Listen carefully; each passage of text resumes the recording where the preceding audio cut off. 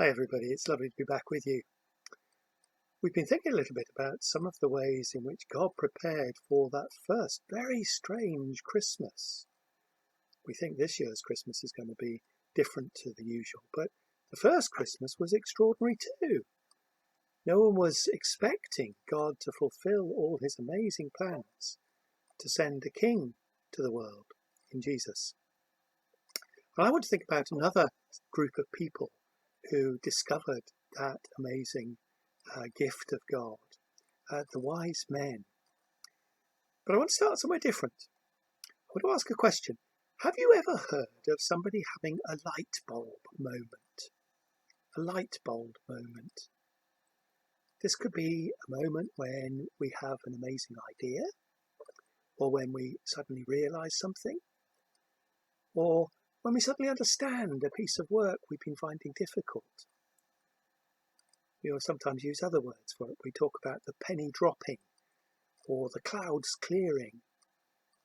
But it makes sense to talk about it as a light bulb moment. It's as if suddenly a light goes on in our brains. We might have these at any time of life. They might come in when we're a little bit older and we suddenly realise what we want to do with our lives. Maybe we meet someone, we discover, yes, we want to marry them and be with them forever. We might come up with a great business idea, something like that. But you can also have them at school, when you've really struggled with something, when you haven't been able to get your head around a particular maths problem, and suddenly, bing, it all drops into place. It makes sense. It can also happen in relationships.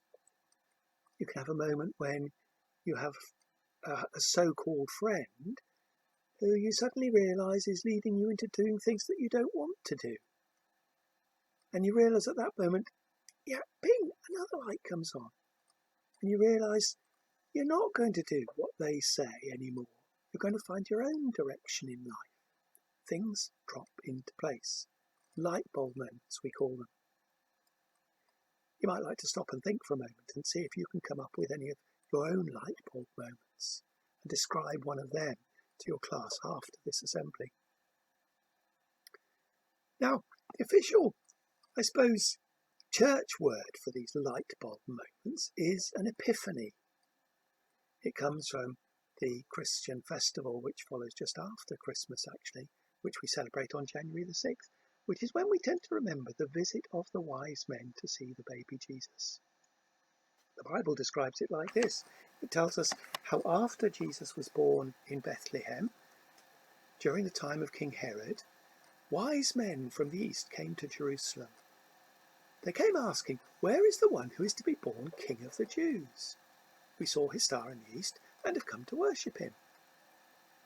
Well, when King Herod heard this, he was disturbed, and all Jerusalem with him. When he called together all the people's chief priests and teachers of the law, he asked them where this Christ was to be born.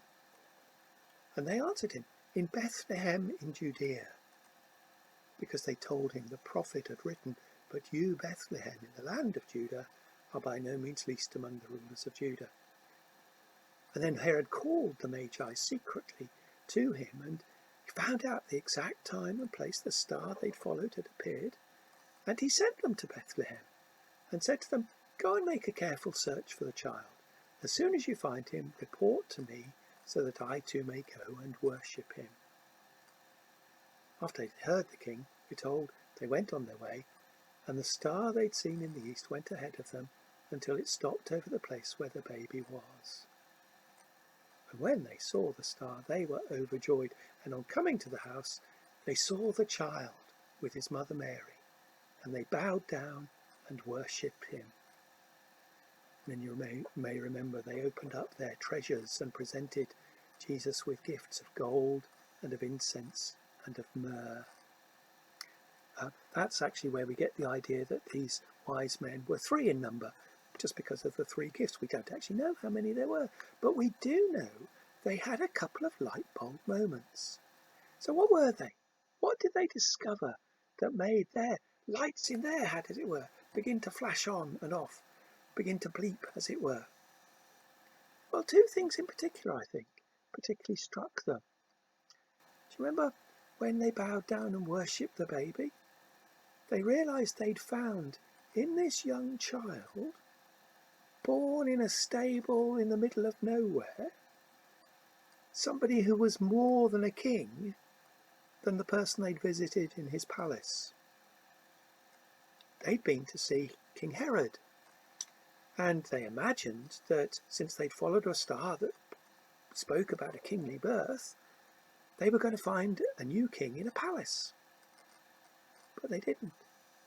They found the new king not dressed in robes and wearing a crown, but a young baby, still with his mother, in a little town in the middle of nowhere, as it were, as far as they were concerned. They'd travelled hundreds of miles, but they didn't find him in the capital city.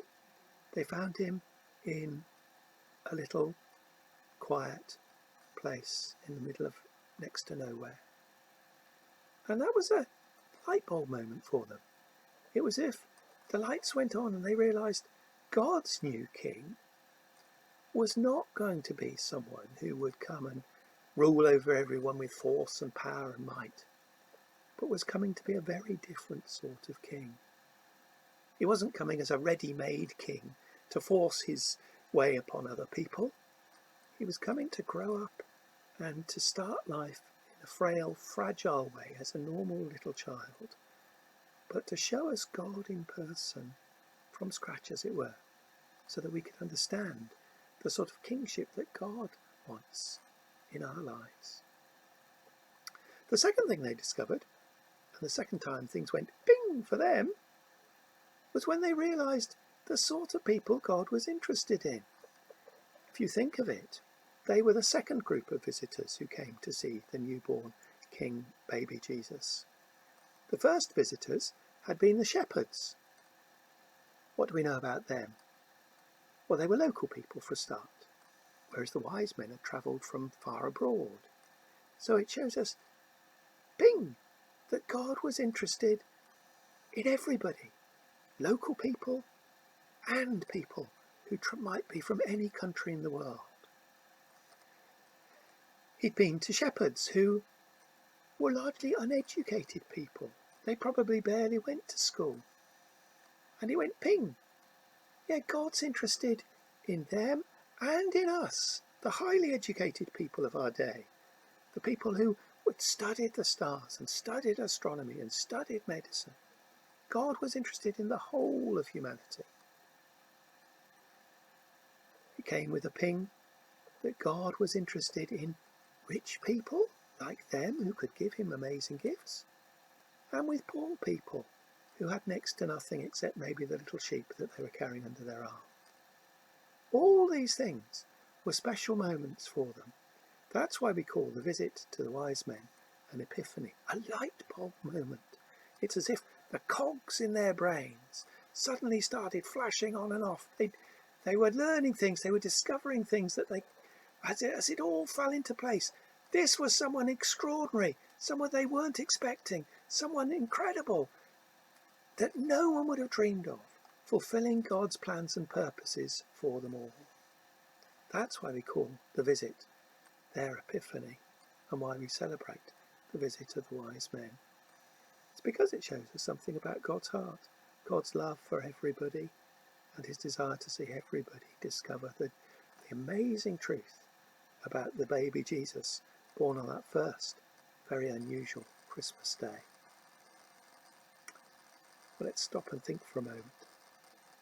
Just be quiet. Perhaps you want to close your eyes so you can stop and reflect for a minute. Isn't it lovely that God has given us incredible brains to begin to take in amazing things about our world? Isn't it lovely that he gives us minds to think and for things suddenly to go bing and for the lights to be turned on, as it were? Isn't it lovely that he's chosen to reveal who he is to us and who he loves to us? Isn't it lovely that he came to this world to be born to show us what God is like, you and me, not just the shepherds and the wise men? Dear God, thank you for what Christmas shows us about you and your love for each of us. Amen.